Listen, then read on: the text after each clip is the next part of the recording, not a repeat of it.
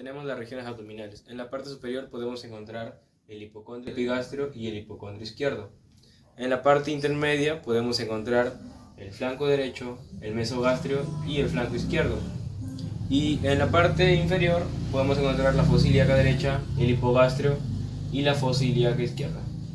Regiones topográficas. Tenemos las tres superiores. Ahora tenemos el hipocondrio derecho, hipocondrio izquierdo.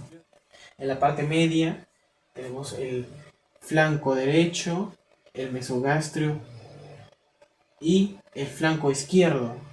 Y en la parte inferior tenemos lo que sería la fosa ilíaca derecha, tenemos el hipogastrio y la fosa ilíaca izquierda.